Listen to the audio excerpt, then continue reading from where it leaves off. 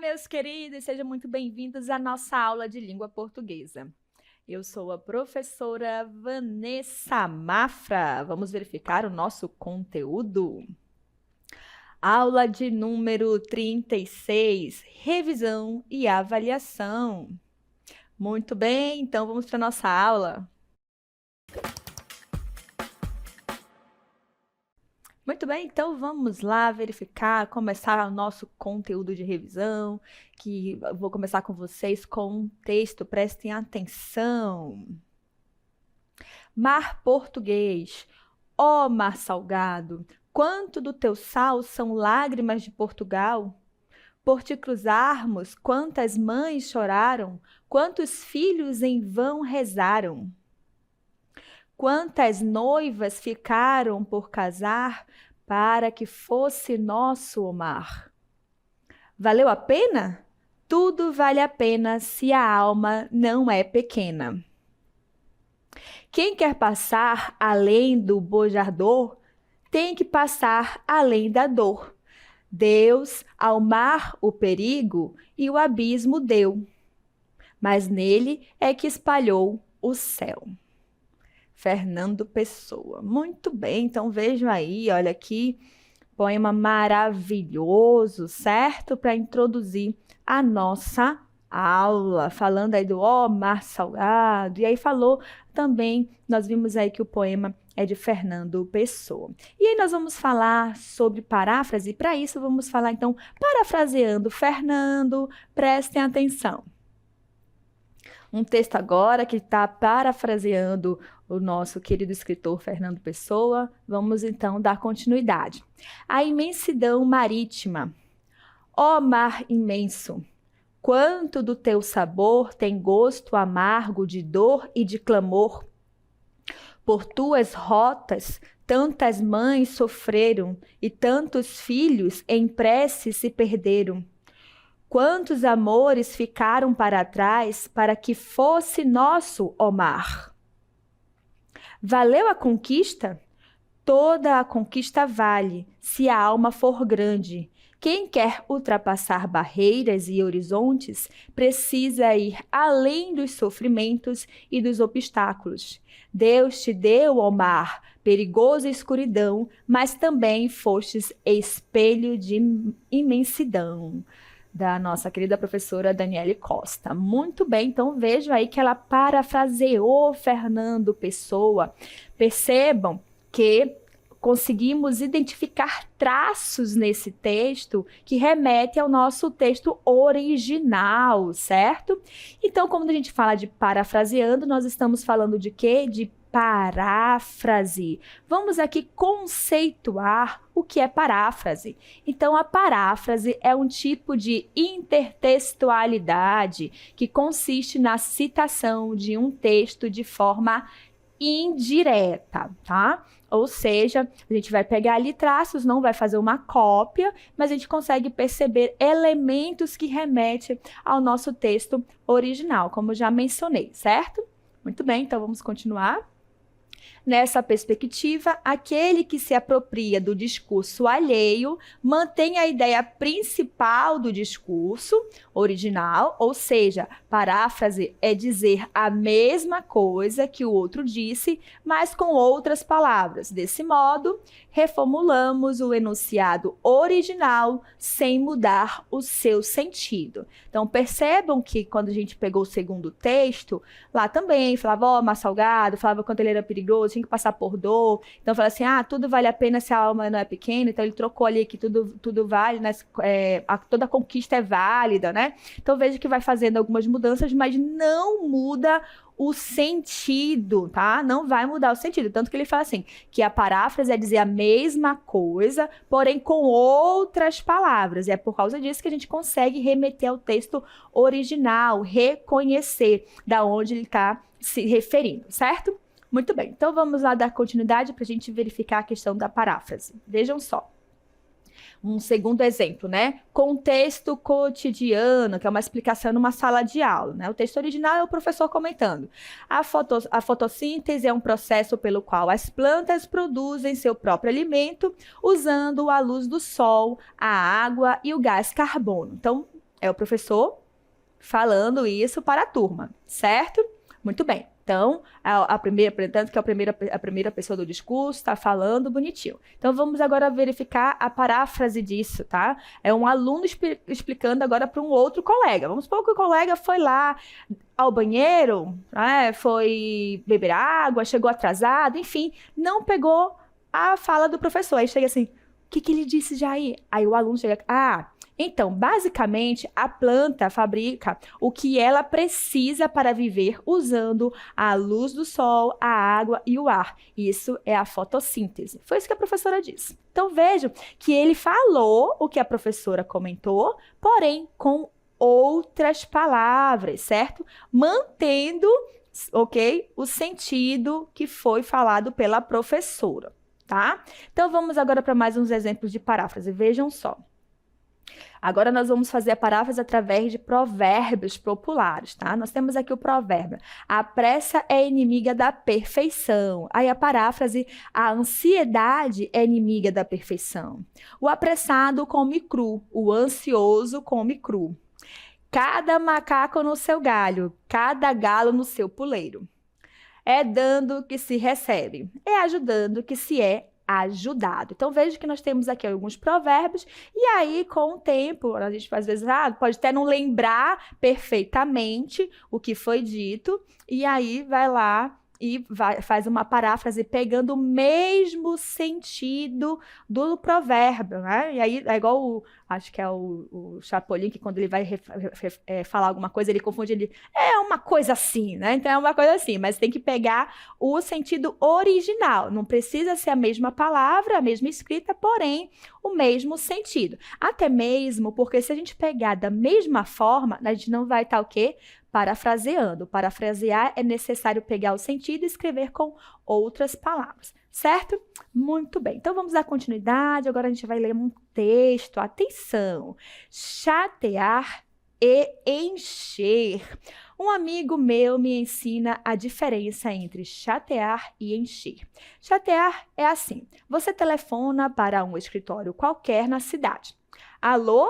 Quer me chamar, por favor, o Valdemar? Aqui não tem nenhum Valdemar. Daí, a alguns minutos, você liga de novo. O Valdemar, por favor? Cavalheiro, aqui não trabalha nenhum Valdemar. Mas não é do número tal? É, mas aqui nunca teve nenhum Valdemar. Mais 5 minutos, você liga o mesmo número. Por favor, o Valdemar já chegou?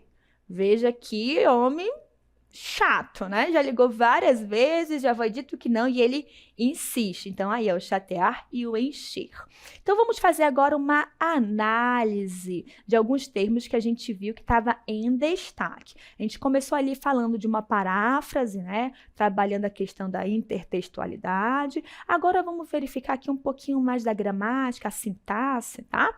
Então, vejam só. Você liga de novo. Perceba que tem o verbo ligar, né? Que está sendo conjugado como liga. A gente já destacou o nosso verbo. Depois que eu identifico o meu verbo, eu consigo identificar também dois elementos básicos da nossa oração, que eles são importantes, que é o quê?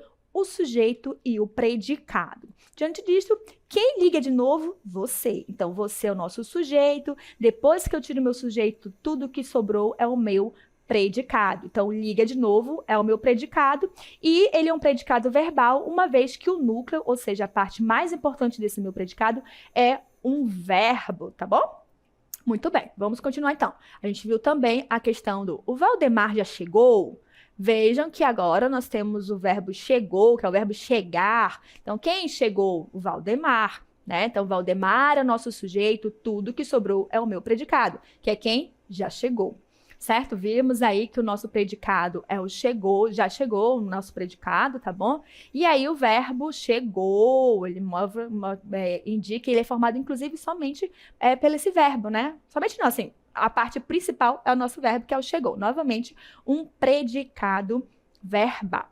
Certo? Muito bem. Então, a gente viu que nós temos o predicado e o predicado ele é composto por um verbo. E agora nós vamos verificar os tipos de verbo. Vejam só. Nós temos o verbo intransitivo. Os verbos intransitivos são aqueles que não necessitam de complemento porque têm sentido completo, tá bom? Só ele já forma o nosso predicado, ok? Muito bem. Então, vamos lá verificar um pouco dos verbos intransitivos, apresentar aqui para vocês uma lista. Vejam só. Nós temos aqui como classificado como verbo intransitivo, o verbo cair. A criança caiu no barco. Casar, Paulo casou ontem. Chorar, a mãe chorava bastante. Dormir, Paula dormia muito. Explodir, o botijão de gás explodiu. Levantar, o público se levantou e saiu. Então, vejam só, tá bom? Que todos aí, eles têm sentido completo, tá? Porque percebo que logo depois dele não tem assim uma coisa que é tão importante ao ponto de que não possa faltar. Se eu falo só, a criança caiu, Paulo casou, a mãe chorava, Paulo dormiu, o botijão de gás explodiu, o público se levantou e saiu. Percebo que todos têm sentido completo, eu não preciso de mais uma informação.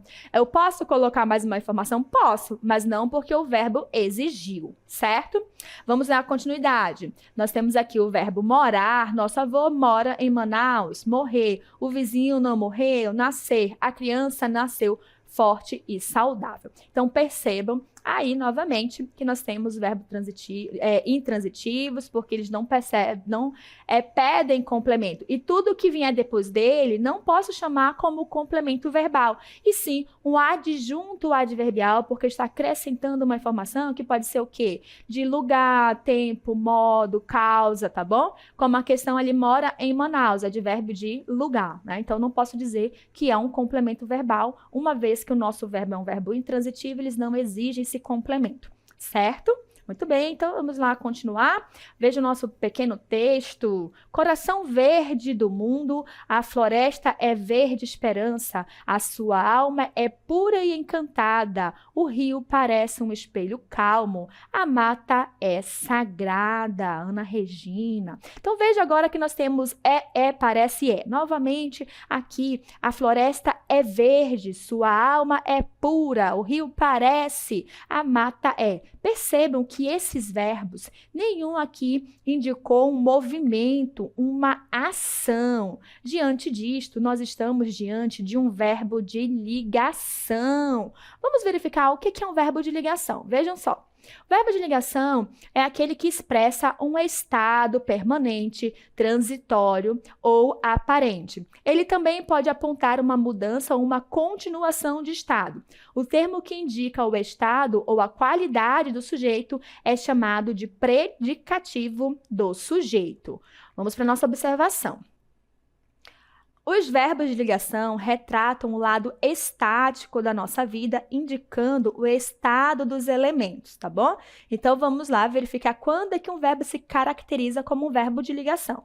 Vejam só, qualquer verbo poderá ser classificado como de ligação se puder expressar estado permanente, estado transitório, estado aparente, mudança de estado e continuação de estado. Então, percebo que em nenhum momento o verbo vai expressar ação. Se ele não expressa ação, ele é um verbo de ligação. Se tem verbo de ligação, nós vamos ter uma característica, e essa característica nós chamamos de predicativo do sujeito, certo?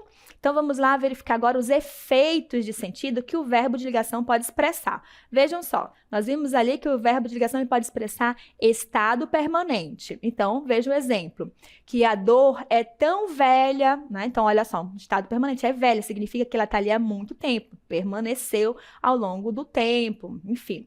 Estado transitório, Manuela está triste. Veja que é transitório, ela não vive triste, ela naquele momento ela está, mas daqui a pouco ela já está normal, está feliz, tá? Estado aparente, né? Paulo parecia satisfeito, parecia, não sei, pode ser, tá bom? Vamos continuar então, vejam só. Muito bem. Aí o verbo de ligação, quando ele expressa mudança de estado, né? Saiu de um lado e foi para o outro, né? Deu uma mudança ali. Vejam só, Paty ficou sozinha. Paty ficou sozinha, mudou o estado. Ela estava antes acompanhada e agora não está mais. Continuação de estado. O Rio de Janeiro continua lindo. Muito bem, vejo que todos os exemplos aqui que a gente utilizou de verbo, nenhum expressou movimento, nenhum expressou ação, tá bom?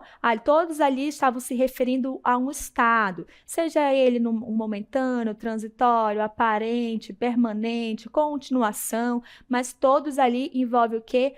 Um estado.